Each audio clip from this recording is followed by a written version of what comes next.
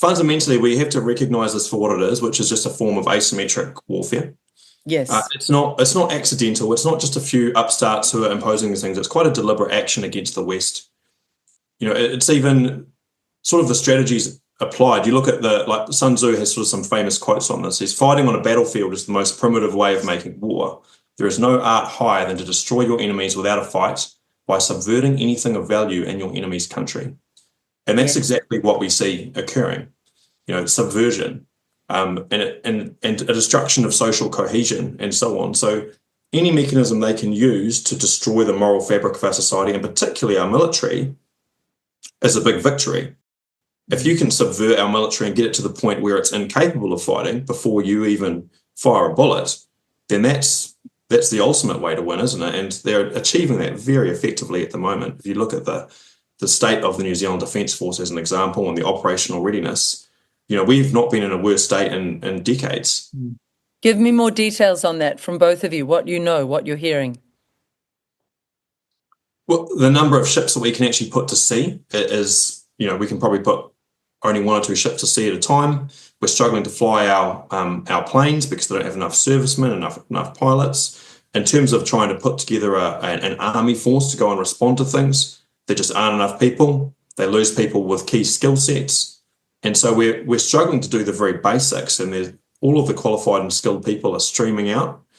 They are struggling to grow the organisation. That there's fewer and fewer people coming in through recruitment streams that they need. And we've seen this even over the last few years in terms of responding to natural disasters. With the big flooding events that happened in Napier and other parts of the North Island, we couldn't put out half the people that we would have liked to because we just didn't have them. They weren't ready.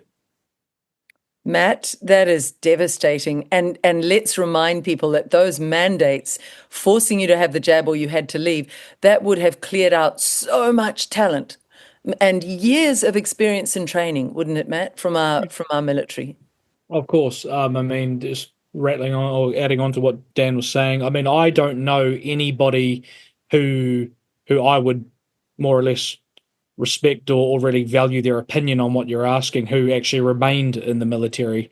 I couldn't tell you. I've been out of that world now for a couple of years, and I don't actually keep in contact with anybody that's left, which is quite a sad in and of itself. I just don't have any ties left to it. There's nothing there anymore. So I couldn't even make an informed comment because I'm not hearing anything. Gosh, that's sad. My father in World War II, his oldest lifelong friends were the ones he fought in Greece and Crete and Egypt with. We have so betrayed that generation, have we not, Matt? We've so betrayed the soldiers of World War II and World War I.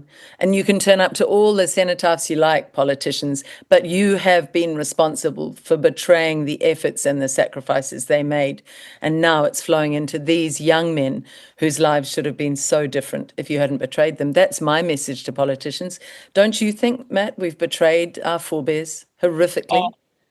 Anzac Day is what used to be a very special day for me and probably a lot of us as well. And I do feel like, for me personally, I can't speak for everyone obviously, but I do feel it's been tainted.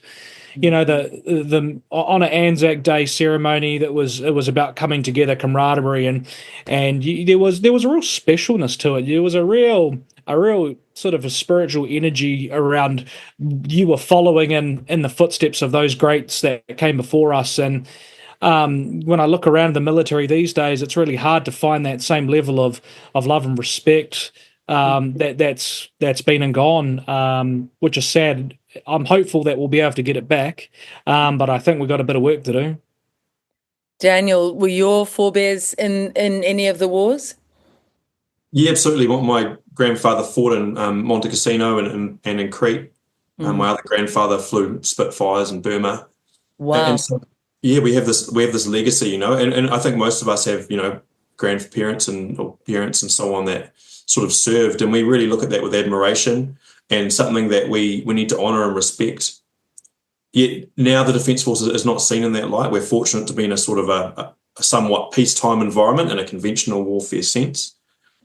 And so it seems that the politicians often just see the military as just another one of their little political tools that they can use to get a little bit of credit. on the global stage every now and then.